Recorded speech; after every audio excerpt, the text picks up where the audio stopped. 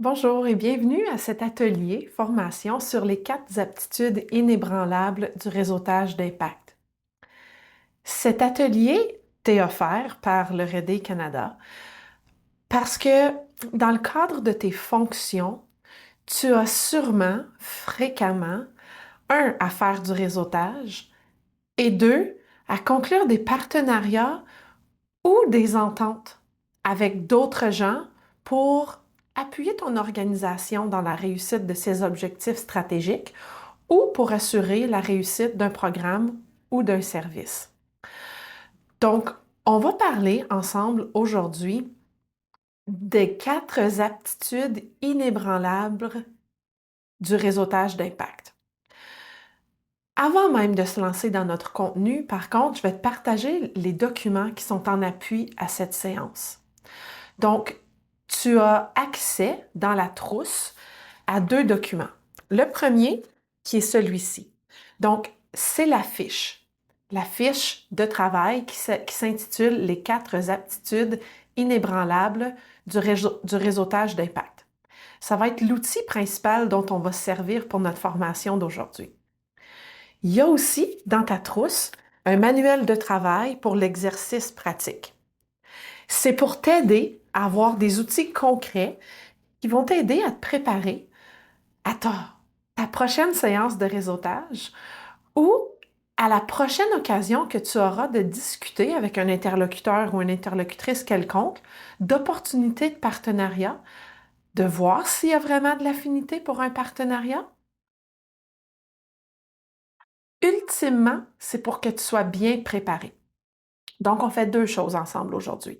On va regarder les concepts clés des 4 aptitudes inébranlables du réseautage d'impact et ensuite, je vais te proposer l'exercice pratique que tu peux faire pour te préparer ou t'outiller à la préparation à une séance de réseautage pour passer ultimement du réseautage au partenariat gagnant-gagnant. D'abord, commençons par une question de réflexion. Je te demande de réfléchir pour quelques instants à toi, là, personnellement. Quel est ton plus grand défi en matière de réseautage et de partenariat? Pour t'aider à réfléchir, je te donne quelques exemples fréquemment donnés par des gens qui se retrouvent dans un atelier ou une formation comme celle-ci.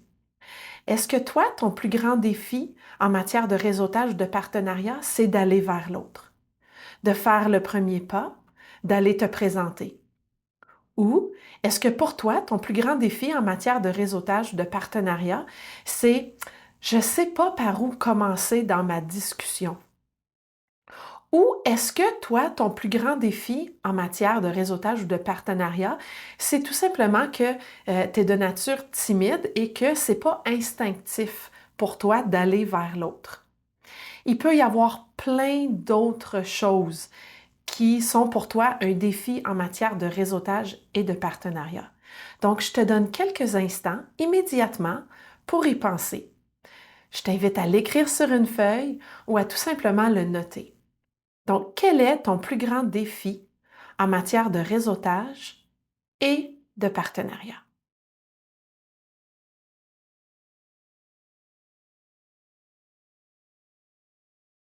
Donc, tu peux soit mettre une pause à la formation si tu as encore besoin de temps pour réfléchir et on va se retrouver par la suite avec la prochaine diapo. Si tu es déjà prêt à enchaîner, allons-y. D'abord, on va définir ensemble qu'est-ce que le réseautage. Le réseautage, c'est vraiment la capacité d'établir des liens avec des personnes pour créer une relation d'affaires. Essentiellement, le réseautage, c'est de créer des connexions mémorables, soit pour élargir son réseau, parfois peut-être pour augmenter ses ventes, ou pour augmenter sa capacité organisationnelle. Puis là, ici, je fais une petite pause, un petit moment pour cadrer la portion augmenter ses ventes. Ça se peut que comme praticien ou praticienne du développement économique communautaire, dans ton organisation, pour toi, l'objectif, c'est rarement de faire des ventes.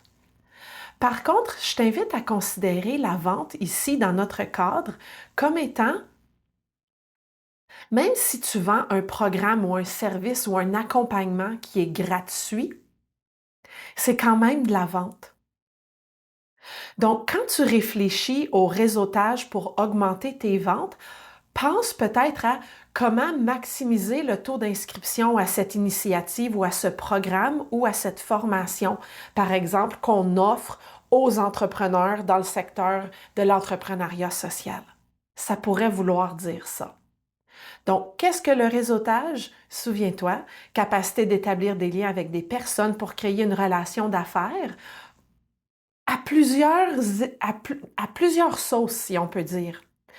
Ça peut être pour élargir ton réseau, ça peut être pour augmenter tes ventes, ou ça peut être pour augmenter la capacité organisationnelle, entre autres, à conclure des partenariats stratégiques pour aller plus loin ensemble. Je continue un petit peu dans cet ordre d'idées-là pour nous amener à une réflexion sur le réseautage pour, par exemple, augmenter nos capacités organisationnelles. Qu'est-ce que ça veut dire? Ou qu'est-ce que ça peut vouloir dire pour toi concrètement dans ton travail? Bien, ça peut vouloir dire établir des alliances stratégiques pour augmenter la portée ou l'impact de ton organisation. Par exemple, si ton organisation dernièrement a réfléchi stratégiquement, puis il y a un de vos objectifs stratégiques qui est vraiment en lien avec conclure X nombre de partenariats pour l'initiative Y, bien, ça se pourrait que tu sois déployé ou qu'on te demande de participer à des occasions de réseautage qui auraient pour but spécifiquement d'établir des alliances stratégiques. Ça pourrait aussi être pour augmenter ton influence. Le réseautage pour augmenter son influence a pour objet normalement d'établir des liens entre les individus, parfois même entre les organisations, pour les aider à rencontrer leurs objectifs et augmenter le rapport avec les gens. Faire du réseautage d'affaires dans le but d'augmenter votre influence, peut-être parfois même dans le but de faire connaître votre organisation, ses programmes, ses produits et ses services. Il y a aussi le réseautage pour vendre.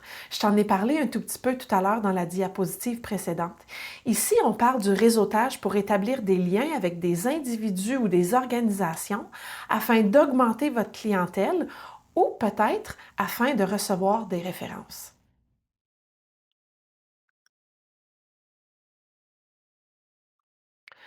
Peu importe la raison du réseautage, c'est toujours important de garder en tête qu'est-ce qu'une alliance stratégique. Donc, je retourne. Par exemple, le réseautage pour augmenter nos capacités organisationnelles, on a dit que ça pouvait être établir des alliances stratégiques. Donc, qu'est-ce que c'est une alliance stratégique? Je pense que c'est important comme praticien, praticienne du développement économique communautaire ou comme personne qui travaille dans une organisation de développement communautaire ou de développement économique. C'est important de comprendre qu'une alliance stratégique, c'est une collaboration réciproque entre deux parties. Réciproque ici, pour moi, veut dire faut que les deux parties veulent bien danser. Et ultimement, collaboration réciproque, pour moi, le résultat devrait aussi être un partenariat ou une alliance stratégique qui est gagnante-gagnante, c'est-à-dire autant gagnante pour moi que pour l'organisation avec qui je négocie. Une collaboration réciproque entre deux parties afin d'augmenter notamment les ventes, la portée de notre organisation, notre capacité organisationnelle, c'est-à-dire notre capacité à livrer un service ou notre capacité à obtenir du financement pour une initiative. Parce que n'oublie pas, il pourrait y avoir du réseautage qui est, entre autres, avec des décideurs politiques ou encore des bailleurs de fonds. Une collaboration réciproque entre deux parties peut aussi contribuer à la réalisation de la vision de ton organisation. Et maintenant, on rentre dans le vif du sujet. Étant donné ce dont on a discuté à date, le réseautage, qu'est-ce que c'est? À quoi ça peut servir? Différentes façons dont ça se manifeste? Là, je veux vraiment t'apporter vers la réflexion sur toi, ta capacité à toi, comme personne, de pratiquer les 4 aptitudes inébranlables du réseautage d'impact. Souviens-toi qu'ici, on te parle de ceci pour te faire réfléchir à ta façon d'être, ta façon de faire, pour pouvoir te propulser vers peut-être différentes façons de faire. Ou juste pour renforcer le fait que peut-être qu'il y a des choses là-dedans que tu fais déjà bien. Ce que j'essaie de dire ici, c'est qu'on essaie d'inciter une réflexion chez l'apprenant et l'apprenante. Donc, je reviens.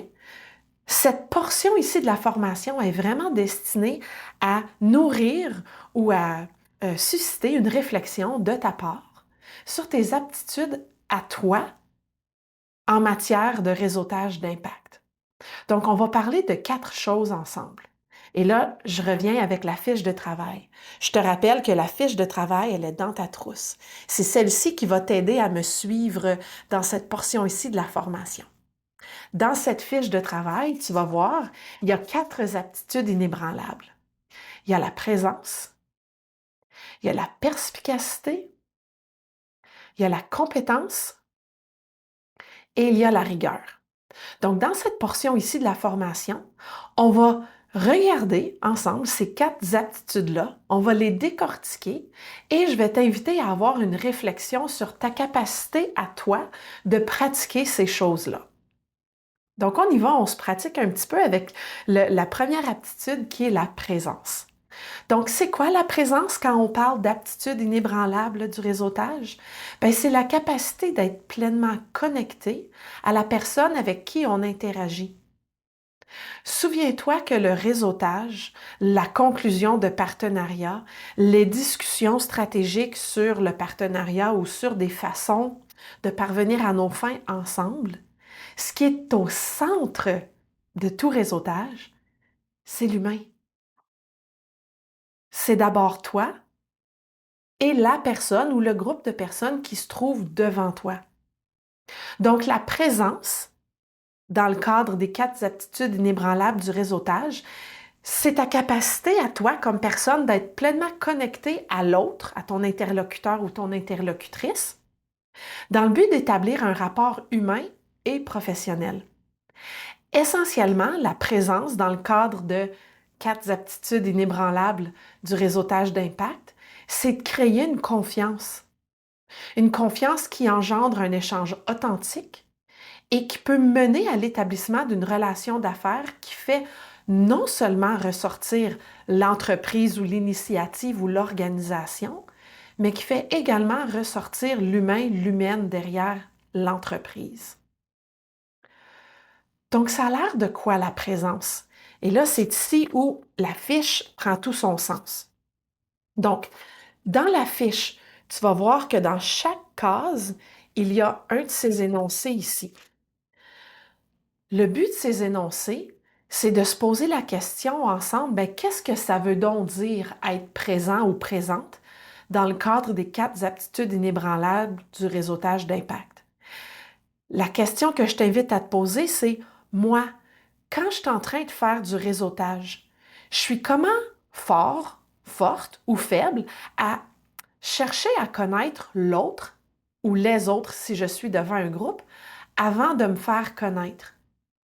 Si on dit que dans le cadre du réseautage d'impact, une des aptitudes inébranlables, c'est la présence, qui fait référence à la connexion humaine, ça veut dire quoi? Chercher à connaître les autres avant de se faire connaître. Bien, ça peut vouloir dire, dans une situation de réseautage, d'aller vers l'autre dans le but d'écouter d'abord pour comprendre. Dans une situation de réseautage, dans le but de chercher à connaître les autres avant de te faire connaître, il va être question d'écouter d'abord pour comprendre. Mais prenons-les séparément. Comment chercher à connaître les autres avant de se faire connaître quand on est dans une situation de réseautage? Ça veut dire connecter. Par exemple, moi, si je suis dans une occasion de réseautage et que je vois un partenaire stratégique, on va l'appeler Alain. Ben, je vois Alain et moi, je le sais qu'Alain, il est un adepte de la marche sur la route de Compostelle. Ben moi, si je veux aller vers Alain pour discuter partenariat avec lui ou pour discuter d'une initiative dont je pourrais peut-être bénéficier de son expertise ou de l'expertise de son organisation pour mon organisation, peut-être que je vais vouloir l'approcher avec un début de conversation sur quelque chose qui l'interpelle, pas comme homme d'affaires ou comme DG d'un organisme avec lequel je veux collaborer, mais comme personne. Fait que peut-être que je vais vouloir commencer ma discussion avec Alain, dans ce cas-ci, pour mon exemple, avec quelque chose qui touche plus le côté personnel. Puis si je ne le connais pas, Alain, ben je peux toujours lui demander, par exemple, là, bon, concrètement, aujourd'hui, on est en novembre dans mon tournage de ma vidéo. Donc, peut-être dire, est-ce que tu as quelque chose de planifié pour les fêtes? Ça s'en vient à grands pas. Donc, que tu connaisses la personne ou non, que tu connaisses ses intérêts ou non, le but ici, c'est de chercher à connaître les autres avant de se faire connaître dans une situation de réseautage. Donc, je te demande, au fur et à mesure qu'on progresse dans chacun de ces énoncés ici, d'avoir une réflexion sur toi, ta capacité de faire ceci. Est-ce que toi, là, quand tu te trouves en session de réseautage ou en occasion de réseautage, est-ce que tu cherches à connaître les autres avant de te faire connaître? Est-ce que toi, comme personne, t'es porté à écouter d'abord pour comprendre l'autre?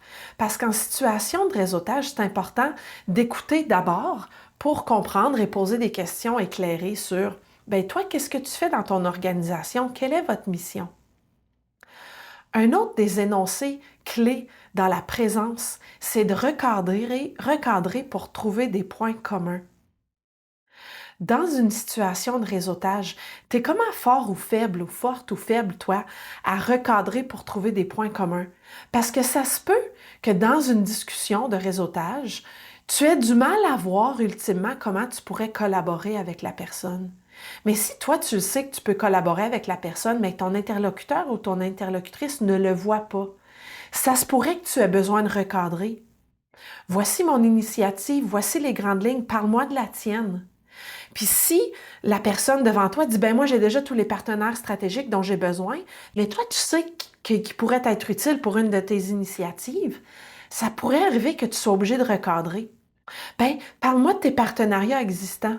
Parle-moi de tes autres initiatives, elles, pour peut-être en arriver à trouver des points supplémentaires en commun. Puis t'es comment, toi, en situation de réseautage, à être de nature accessible et approchable? Ça peut être difficile. C'est sûr que donner l'impression à ton interlocuteur ou ton interlocutrice que tu es ouvert, ouverte, et que tu entretiens un dialogue puis que tu pratiques l'écoute active, ça peut être vraiment rassurant pour l'autre personne. Être de nature accessible et approchable, ça peut aussi vouloir dire, dans une relation de réseautage, de donner l'impression à l'autre que tu peux dire n'importe quoi. Et ça se dit. Tu sais, tu peux me dire n'importe quoi, tu peux pas m'insulter. Qu'est-ce que tu penses vraiment de notre initiative? Ça se fait, ça se demande. Ça laisse voir à l'autre que tu es non seulement une personne ouverte, mais que tu es effectivement accessible, approchable. Tu es comment fort ou faible, toi, à faire ça? Ou forte ou faible à faire ça? Un autre des énoncés dans la présence, c'est s'intéresser à la personne devant toi avant l'opportunité d'affaires. Pour créer le lien humain, le lien avec la personne qui va sûrement t'aider à te propulser dans une discussion d'affaires, t'es comment fort ou faible ou forte ou faible, toi, à t'intéresser d'abord à la personne devant toi plutôt qu'à l'opportunité d'affaires. Parce que tu sais ce qui risque d'arriver si tu t'intéresses avant tout à l'opportunité d'affaires et moins à la personne devant toi? Ça risque de donner le signal à la personne que tu es juste en train d'être un bon vendeur ou une bonne vendeuse. Puis, le dernier énoncé dans la présence, la dernière chose à laquelle j'aimerais que tu réfléchisses sur tes pratiques à toi, c'est t'es comment fort ou faible à faire des liens sur le côté humain d'une rencontre à l'autre. Par exemple, si tu rencontres la même personne à quelques reprises en réseautage et que vous vous retrouvez à parler d'une même initiative ou d'un potentiel de collaboration, t'es comment fort ou faible ou forte ou faible à ramener les éléments qui touchent l'humain dont tu as discuté la première fois dans la prochaine rencontre. Je ressors mon exemple d'Alain de tout à l'heure. Si moi, je rencontre Alain dans une occasion de réseautage et que je lui parle de Compostelle et qu'il me dit, ben oui, justement, j'y retourne à Compostelle dans quelques mois. Ben si moi, je revois Alain 4 mois plus tard, n'est-ce pas que ce serait une bonne idée de revenir sur, hey, la dernière fois qu'on s'est parlé, tu m'as raconté que tu t'en allais à Compostelle. Comment c'est allé? Rappelle-toi qu'une des clés du réseautage d'impact, c'est d'abord l'humain, c'est une démarche humaine, et de t'intéresser d'abord à la personne devant toi, avant l'opportunité d'affaires, ça risque de propulser tes discussions vers l'avant, vers le partenariat. Ça va aussi te permettre de créer un bon lien avec ton interlocuteur et ton interlocutrice. Donc, concrètement, là, à la lumière de ces énoncés-là qu'on a regardés ensemble, je te demande de prendre ta fiche ici. Puis, au fur et à mesure que tu les relis, je vais te demander de faire 2 choses. Encercle les énoncés pour toi qui sont des choses que tu maîtrises déjà. Dans les énoncés qu'on a vus ensemble, quelles sont les choses là-dedans que tu fais déjà bien en matière de réseautage d'impact quant à la présence, ta présence? Je vais te demander aussi, en les relisant, de mettre une étoile à côté de celle que tu aimerais améliorer. Là, j'ai dit celle, c'est peut-être pas le bon mot. Mets une étoile à côté de l'énoncé que tu aimerais améliorer, que toi, là, tu souhaiterais améliorer pour avoir un meilleur réseautage d'impact, pour avoir des meilleurs résultats. Je t'invite aussi, dans la dernière colonne, de répondre à la question: qui est-ce que tu connais qui est présent, présente dans son réseautage? Donc, je te laisse quelques secondes maintenant. Et bien sûr, quand je recommence à parler de perspicacité, parce que c'est là ce qu'on s'en va, si tu n'es pas encore prêt ou prête et que tu n'as pas eu le temps de remplir ta fiche, tu peux bien sûr mettre la formation sur pause, encercler les énoncés avec lesquels tu as de la facilité, mettre une étoile à côté de ce que tu aimerais améliorer et répondre à la question: qui est-ce que tu connais, toi, dans ton réseautage, qui est particulièrement présent ou présente?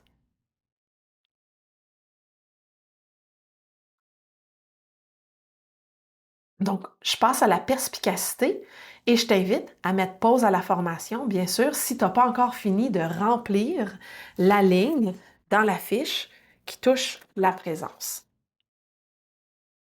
Donc, la perspicacité. Quand on parle des 4 aptitudes inébranlables du réseautage d'impact et on parle de perspicacité, qu'est-ce que ça veut dire? Ça veut dire la capacité d'être allumé, hein, d'être prêt ou prête devant les opportunités qui peuvent se dégager d'un échange avec une personne en contexte d'affaires. Essentiellement, c'est de déceler dans tes discussions, dans ton réseautage, les occasions de collaborer, de vendre ou d'être référé. Mais décortiquons ça ensemble. Qu'est-ce que ça veut vraiment dire ou ça a l'air de quoi? La perspicacité dans le cadre des 4 aptitudes inébranlables du réseautage d'impact. Bien, la perspicacité dans ce contexte ici, ça veut dire percevoir les opportunités. Ça se peut que dans ma discussion, reprenons notre exemple d'Alain, ça se peut que dans ma discussion avec Alain, on ne parle pas vraiment de mon initiative. Mais ça se peut que lui me parle d'une initiative et là, tout à coup, il y a une lumière qui s'allume. S'il me partage quelque chose qui pourrait servir mon organisation ou qui pourrait venir nourrir une de mes initiatives, peut-être que ce serait judicieux de l'apporter dans la conversation. Donc, percevoir les opportunités, c'est cette capacité-là de rester allumé, hein, vigilant ou vigilante dans ton réseautage sur des occasions ou des choses qu'une personne dit qui peut venir nourrir une réflexion ou une pensée sur une possible piste de collaboration. La perspicacité en situation de réseautage d'impact, ça veut aussi dire articuler les alliances potentielles. Si tu perçois une opportunité dans une occasion de réseautage, dans une discussion avec quelqu'un, ben c'est bon de le verbaliser. Faut être capable d'articuler les alliances potentielles, de dire: Hey, penserais-tu que cette initiative-là dont tu viens de parler, penses-tu que ça pourrait être utile dans le cadre de notre initiative? Est-ce qu'il y aurait ultimement des points de convergence qui nous permettraient ensemble d'aller plus loin? Bien, il faut les articuler, ces alliances potentielles-là. Il faut les nommer, hein, les identifier, les nommer et les partager avec la personne devant nous en situation de réseautage. La perspicacité, hein, la personne perspicace dans son réseautage va être également capable d'anticiper les besoins communs de nos clientèles respectives. Ça pourrait, dans ton réseautage, que, au fur et à mesure que tu discutes avec quelqu'un, tu sois tout à coup, ah ben oui, ça peut être bénéfique pour nos clientèles respectives.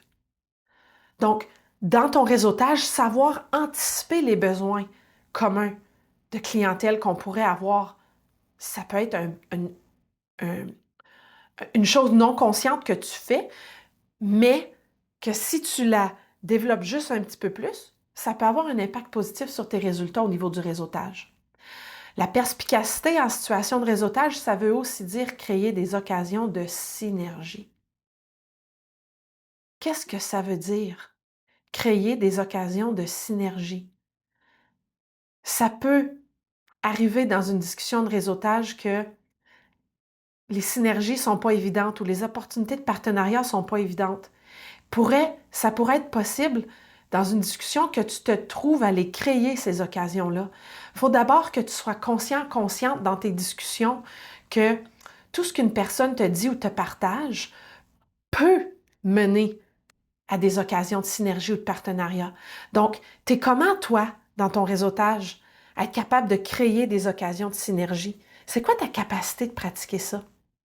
La perspicacité, ça veut aussi dire connecter les bonnes personnes aux bonnes opportunités en matière de réseautage. La personne perspicace en situation de réseautage va être capable de faire des liens entre non seulement ses initiatives, mais peut-être les initiatives des autres qui peuvent être bénéfiques à la personne devant lui ou devant elle. Finalement, être perspicace en situation de réseautage, ça veut aussi dire participer proactivement à des occasions de réseautage.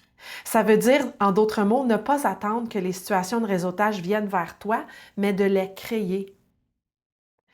Ça pourrait-tu qu'en cours de 6 derniers mois, tu réalises qu'il y a 3 partenaires clés, non seulement qui pourraient servir à toi pour une initiative, mais qui pourraient, entre elles, servir peut-être une initiative plus globale ou autre?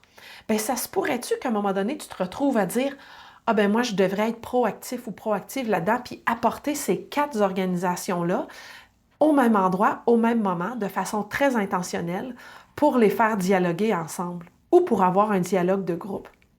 Ça pourrait aussi vouloir dire organiser une rencontre virtuelle. Mais la chose demeure, la personne perspicace dans son réseautage va participer proactivement à des occasions de réseautage et ne va pas juste attendre que les occasions de réseautage viennent vers lui ou vers elle. Donc, comme on l'a fait tout à l'heure, je t'invite à aller dans la fiche ici, dans la colonne bleue, perspicacité. Je t'invite à réfléchir, toi là-dedans, qu'est-ce qui est facile pour toi? Qu'est-ce que tu fais déjà dans ton réseautage en matière de perspicacité? La question que je te pose, c'est comment perspicace es-tu, toi, en matière de réseautage et d'aptitude inébranlable? Je te demande, comme tu l'as fait tout à l'heure, d'encercler les choses qui pour toi sont des facilités. C'est facile pour toi, c'est instinctif même, en matière de perspicacité quand tu es en mode réseautage. Et je t'invite à mettre une étoile à côté de la chose peut-être que tu aimerais améliorer. Et finalement, qu'est-ce que tu connais qui est perspicace, toi, dans son réseautage? Tu prends tout le temps dont tu as besoin pour faire ceci. Je te laisse quelques secondes maintenant. Ensuite, je vais passer à la compétence. Comme tout à l'heure, tu peux bien sûr mettre la formation sur pause, terminer ta réflexion sur la perspicacité et me rejoindre par la suite pour continuer avec la compétence.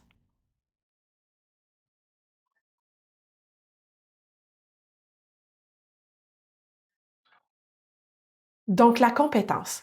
Quand on parle de 4 aptitudes inébranlables du réseautage d'impact, ça veut dire quoi la compétence? Bien, c'est la capacité d'être une référence dans ton domaine afin d'établir un potentiel ou une occasion d'affaires en contexte de réseautage. Essentiellement, ici, on parle de ta capacité d'inspirer par ta maîtrise de ton sujet, ton expertise ou ton produit et d'être à l'affût des tendances.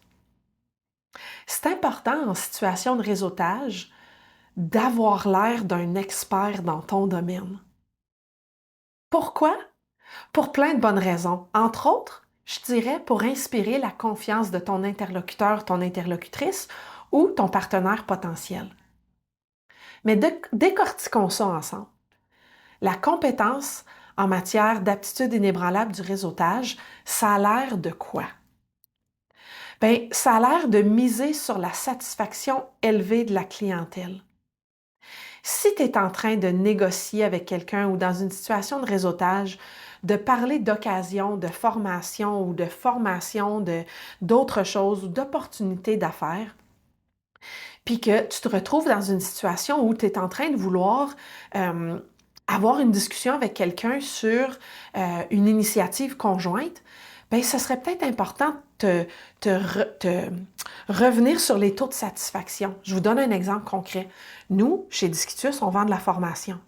Bien, si moi, je suis en situation de réseautage, en train de parler à un gestionnaire d'entreprise qui, lui, a un défi de cohésion d'équipe, bien, si je me retrouve à lui parler d'une occasion de formation ou d'une formation qu'on offre en cohésion d'équipe, n'est-ce pas que ça serait utile que je puisse lui partager des données comme, ben oui, sache que nous, là, notre formation en cohésion d'équipe, notre taux moyen de satisfaction, il est 95% des participants et des participantes.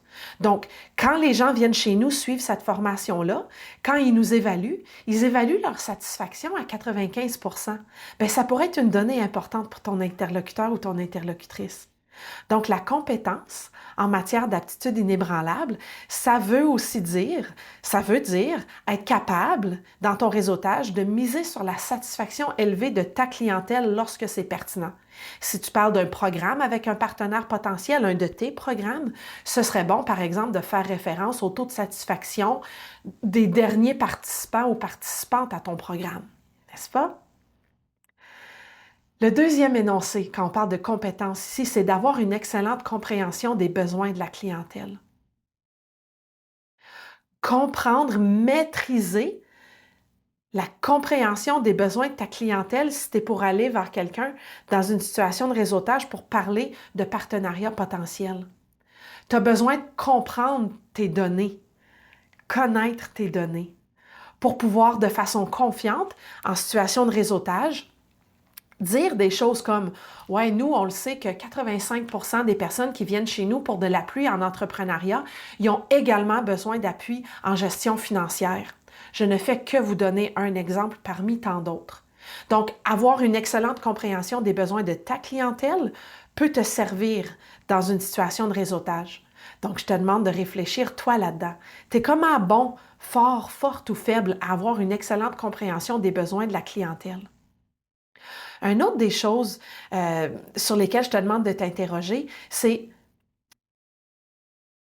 comment bon ou bonne ou fort ou faible ou forte ou faible est-ce que je suis à maintenir des connaissances générales des tendances de son marché? Ici, on est juste en train de continuer de nourrir cette idée-là que pour avoir un réseautage d'impact, pour conclure une entente de partenariat, pour aller trouver les bons partenaires pour notre projet, notre programme ou notre initiative, il faut que je sois un expert ou une experte dans mon domaine. Je devrais avoir des connaissances sur les tendances de mon marché. Par exemple, si j'œuvre en développement économique communautaire, bien, je devrais connaître les grandes tendances en développement économique communautaire. Je devrais être capable de parler d'entrepreneuriat social. Je devrais également être capable de parler du réseau d'organismes à but non lucratif. Ce sont toutes des choses interreliées dont je devrais être maître ou maîtresse si je pourrais aller essayer de vendre une initiative en lien avec ça, avec quelqu'un, auprès de quelqu'un, à quelqu'un, dans une situation de réseautage. La compétence dans un contexte d'aptitude inébranlable du réseautage d'impact, ça veut aussi dire être capable d'articuler sa mission de façon précise et pertinente. Maintenir le focus. Ici, là, on parle vraiment du pitch de vente. Comment est-ce que tu vas vendre ton initiative? Comment est-ce que tu vas vendre ton organisation? Comment est-ce que tu vas expliquer à la personne dans ta situation de réseautage qu'est-ce que tu fais vraiment? Il faut être capable de l'articuler de façon précise et pertinente. La compétence en matière de réseautage, ça veut aussi dire être maître de ton secteur d'activité. Donc, je t'invite à réfléchir, t'es comment fort ou faible à ça, toi? Et l'autre énoncé ici sur lequel je t'invite à réfléchir, c'est être à l'affût du marché et de l'actualité. Par exemple, si tu t'en vas parler de tout le marché des importations et des exportations en contexte canadien à l'heure actuelle, tu ne peux pas ignorer ce qui se passe dans la relation économique entre le Canada et les États-Unis. On est en novembre 2025 ici à l'heure de l'enregistrement de cette formation. Donc, c'est très d'actualité. Le point ici qui est important à retenir, c'est que c'est important dans une situation de réseautage, d'impact, d'être à l'affût des marchés et de l'actualité de ton secteur pour te propulser dans ces discussions-là avec ton interlocuteur ou ton interlocutrice. Donc, je te renvoie, encore une fois, à ta fameuse fiche de travail. On est dans la section jaune ici, en matière de compétences, quand on parle de 4 aptitudes inébranlables du leadership d'impact. Je t'invite à te poser la question, je suis comment fort, forte ou faible, moi, à pratiquer ces choses-là? Là où tu es fort, faible, ou là où tu es fort ou forte, et là où tu as une facilité, encercle les énoncés avec lesquels tu es très à l'aise, les choses que tu fais, toi, dans ton réseautage. Et mets une étoile à côté des choses que tu aimerais améliorer. Par la suite, rends-toi à la toute fin. Qui est-ce que tu connais qui est particulièrement compétent ou compétente dans son réseautage? Je te laisse quelques secondes pour y réfléchir maintenant. Tu peux bien sûr prendre tout le temps dont tu as besoin et mettre la formation sur pause. Moi, je vais enchaîner sous peu avec la 4e aptitude qui est la rigueur. Donc, en matière de rigueur, de quoi est-ce qu'on parle quand on parle de rigueur dans le cadre des 4 aptitudes inébranlables du réseautage d'impact? Bien, la rigueur, dans ce contexte ici, ça veut dire la capacité de démontrer son sérieux en affaires et de ne pas paraître ou donner l'impression qu'on est un simple vendeur ou une simple vendeuse. Essentiellement, c'est de démontrer son professionnalisme, sa crédibilité dans un contexte d'affaires par la pratique de suivi rapide et efficace. On parle vraiment de 2 choses ici, là. On parle de la capacité d'être sérieux, de faire preuve de sérieux, de donner l'impression qu'on n'est pas juste là pour vendre sa salade, mais qu'on est vraiment là pour conclure un partenariat puis d'être expert dans son réseau. Mais on parle ici des suivis rapides et efficaces. Donc, toi, là, en matière de rigueur, t'es comment quand on parle de réseautage d'impact? Qu'est-ce que ça veut dire? Décortiquons-le d'abord. Toi, là, dans une situation de réseautage d'impact, ou je devrais dire dans le après, t'es comment fort, forte ou faible à assurer les suivis en temps opportun? Si tu as promis quelque chose à quelqu'un dans une situation de réseautage, est-ce que tu as l'habitude de revenir rapidement vers cette personne-là avec le suivi? Ou est-ce que tu as l'habitude de laisser traîner? J'aimerais ça te faire réfléchir ici sur quel est l'impact des deux. Dans la rigueur, n'est-ce pas que si tu fais un suivi rapidement avec la personne après une discussion en situation de réseautage, cette personne-là va peut-être penser: «Oh wow, comme elle est rapide sur ses patins, ça c'est un ou une vraie professionnelle. Elle a promis quelque chose et elle a agi rapidement.» Et à l'inverse, le manque de suivi en temps opportun peut avoir peut-être un impact négatif sur tes possibilités de collaboration future avec cette personne-là avec qui tu as discuté. La rigueur, quand on parle des 4 aptitudes inébranlables du réseautage d'impact, ça veut également dire Analyser le marché de ses partenaires.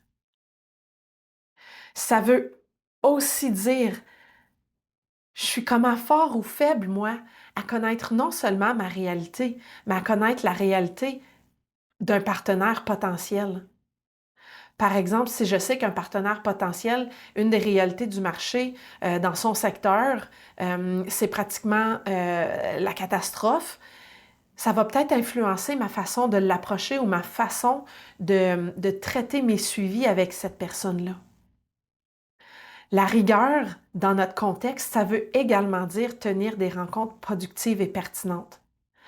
Avoir l'impression dans une discussion qu'on discute avec quelqu'un qui est prêt, qui est sérieux, qui accorde une importance à la discussion autant que je lui accorde, ça peut vous amener très loin dans votre réseautage d'impact.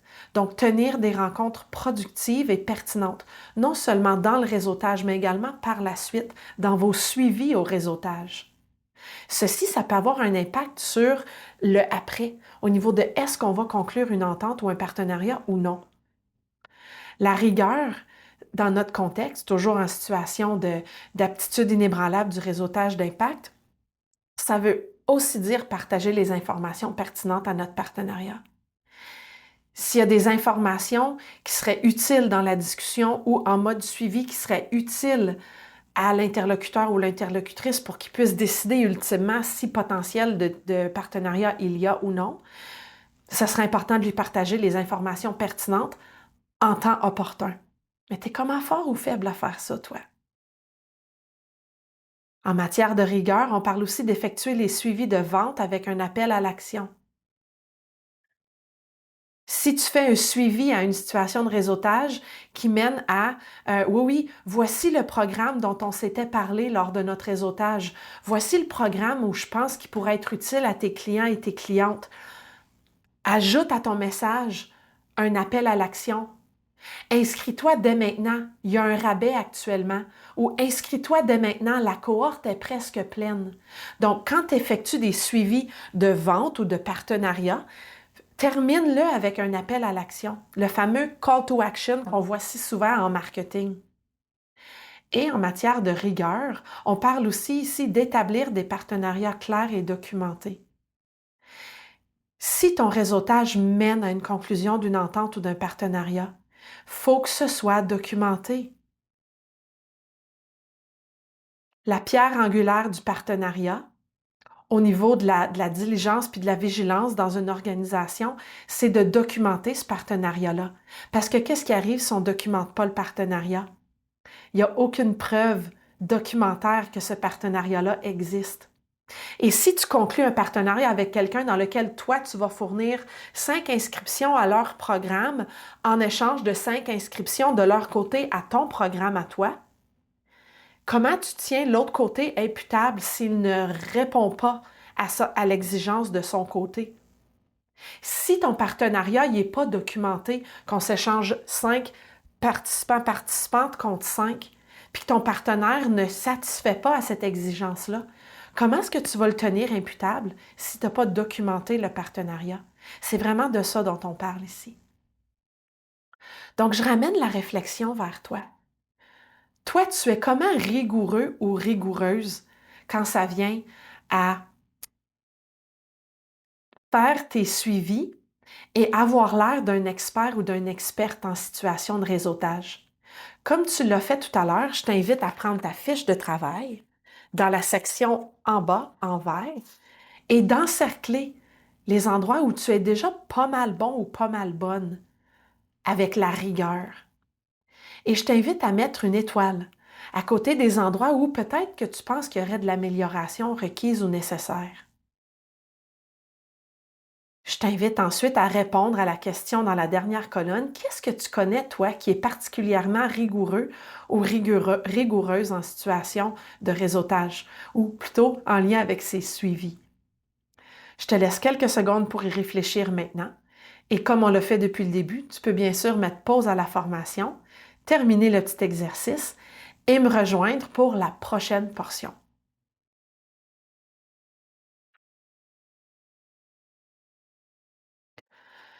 Donc, je t'invite ici à une réflexion, un exercice pratique à l'aide de l'outil qui est dans ta trousse.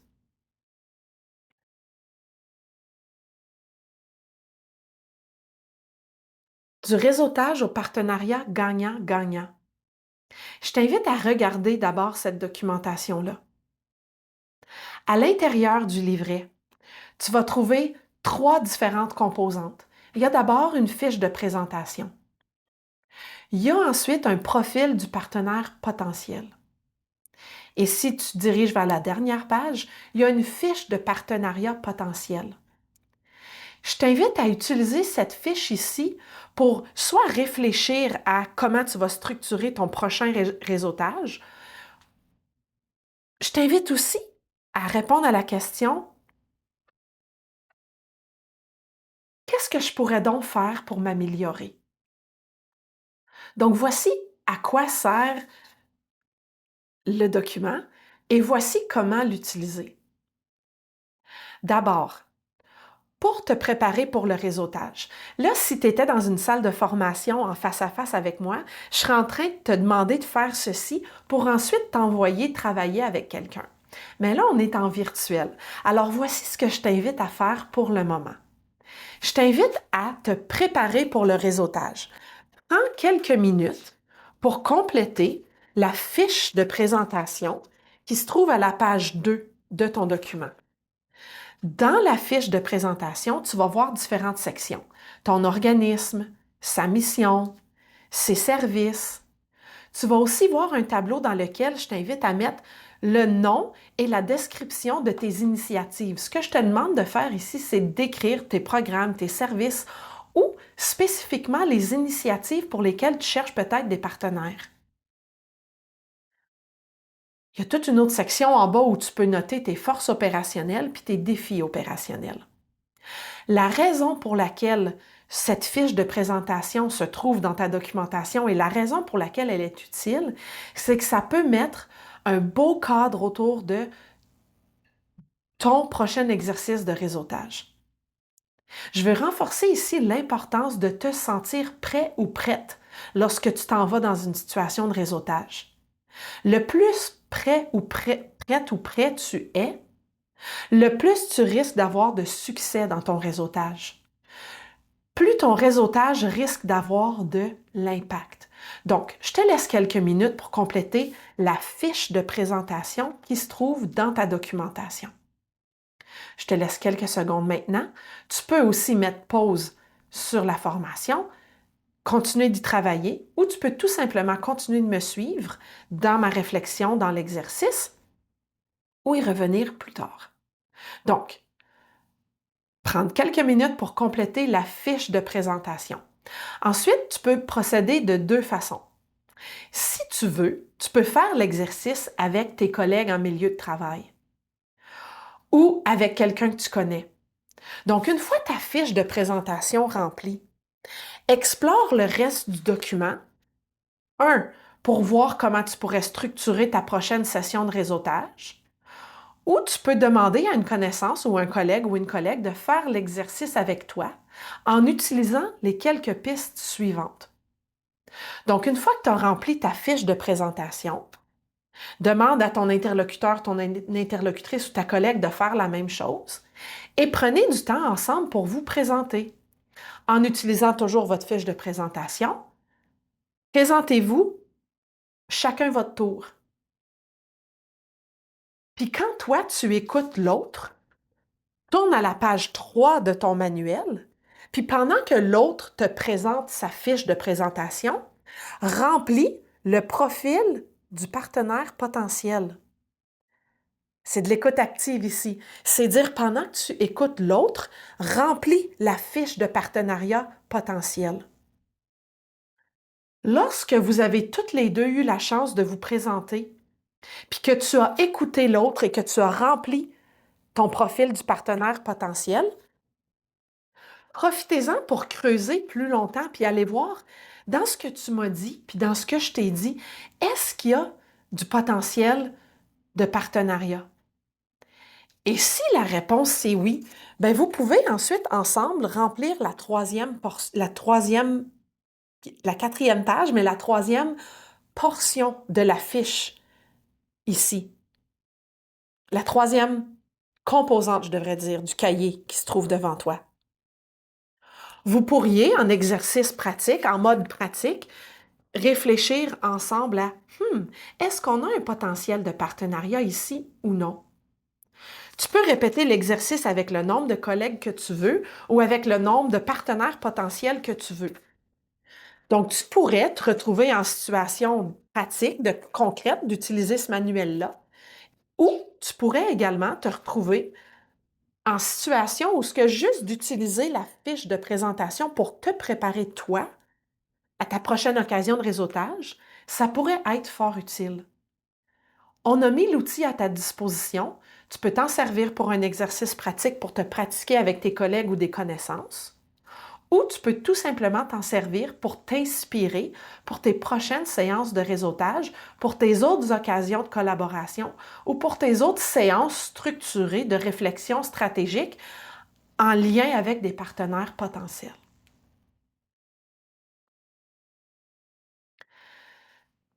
Tu pourrais aussi, après l'exercice pratique, faire une mise en commun. Qu'est-ce que tu as appris à propos de toi-même ou de ton partenaire quand tu as fait l'exercice?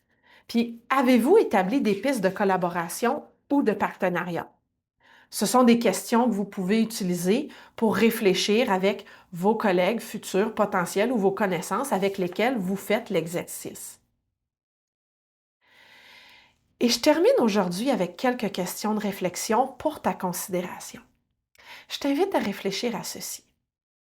Quand tu te présentes à une nouvelle personne, toi, là, personnellement, est-ce que tu cherches d'abord à la connaître, la personne qui est devant toi, ou est-ce que tu vas plutôt chercher à te faire connaître? Il n'y a pas de bonne ou mauvaise réponse à cette question ici. Ce à quoi je t'invite à réfléchir, toutefois, c'est si toi, ton instinct, c'est d'abord à te faire connaître, quel impact est-ce que tu penses que ça pourrait avoir sur ton réseautage si tu procédais d'une différente façon la prochaine fois? Et si tu cherchais d'abord à connaître la personne devant toi au lieu de te faire connaître, quel impact potentiel est-ce que ça pourrait avoir sur la relation ou sur le partenariat ou sur la conversation? Et l'autre question sur laquelle je t'invite à réfléchir, c'est toi là, quelle est ta prochaine étape concrète pour te présenter à ta prochaine opportunité de réseautage plus prêt ou plus prête? Ce sont bien sûr des questions pour toi. Je t'invite à y réfléchir. Je t'invite à avoir une réflexion sur tes pratiques à toi. J'espère que, inspiré du contenu de cette formation, tu auras non seulement décelé peut-être des pistes d'amélioration, mais que tu auras aussi peut-être eu la chance de réfléchir sur ton impact en situation de réseautage et sur quelles sont vraiment des choses concrètes que moi je peux faire pour avoir plus d'impact dans mon réseautage. Je te souhaite une bonne réflexion.